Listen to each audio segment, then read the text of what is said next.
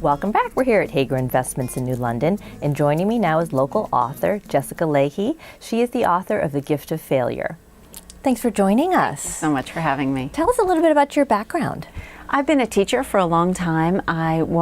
Before that, I was positive I was going to be a juvenile attorney, and I got into the classroom, and that was that. I came home that day, and I just knew my job was as a teacher, and it's been great. It's been a fantastic ride, middle school and high school mostly. Okay, that's great. So that sets you up to be an incredible author of this book. I'm going to read the second part of it, How the Best Parents Learned to Let Go So Their Children Can Succeed. That is so interesting. Yeah, it was a natural outcropping of noticing that my students were becoming increasingly afraid and increasingly focused on the grades and the scores and looking perfect all of the time, and they were losing their interest in just learning because they were so afraid.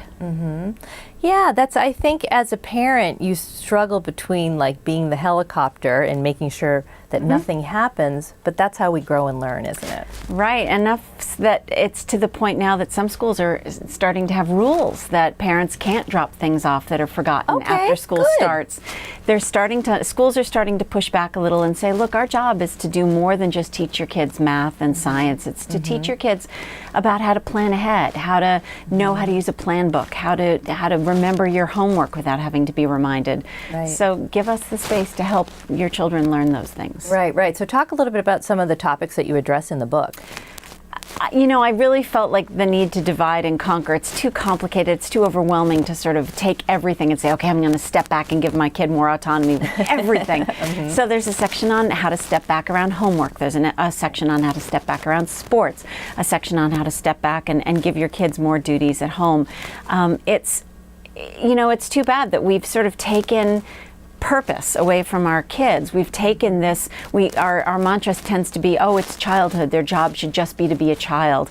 But the problem is that when you look at research on what gives kids motivation, what makes them feel better mentally and as part of a family unit, it's letting them be a functioning, responsible member of the family. And so it's time we sort of give some of that autonomy back to them. I love that. And ultimately we get better adults out of that equation, don't we? Well, we certainly get more competent adults out of that. And the argument that our kids should know how to use their voice, be able to self-advocate for themselves at school especially.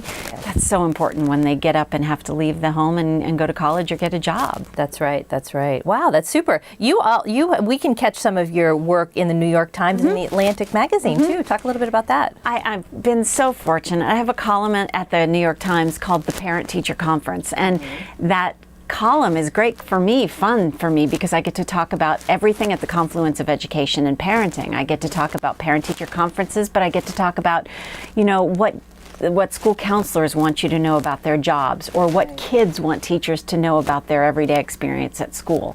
And that's really fun to write. And then I write about education at the Atlantic and get to do some commentaries at Vermont Public Radio. Wow, you're super famous. So much fun. Yeah, so much fun. Based right out of Lyme, New Hampshire. That's wonderful. Well, and we're lucky enough to have a VPR studio at the King Arthur Building in Norwich. So I get to go pick up a pastry, get some tea, and go down to the studio. It's great. That's super. But the best news for our local audience is that we get to see you live. I can't because wait. You are the keynote speaker at the Women Who Make a Difference luncheon. I'm so excited for that. That's such a beautiful event. You are going to see just so many happy, powerful women all being honored. It's really a great event every year hosted by Lake Sunapee Region VNA.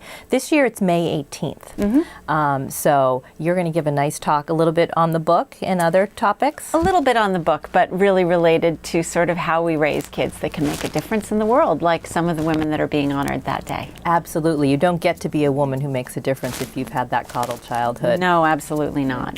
That's super. That's great. Well, thanks so much for joining us today. Thank you so much for having me. And we've got your information up on our screen. They can check out your website and look at all of your awesome work. Thank you so much. Best wishes. Thanks.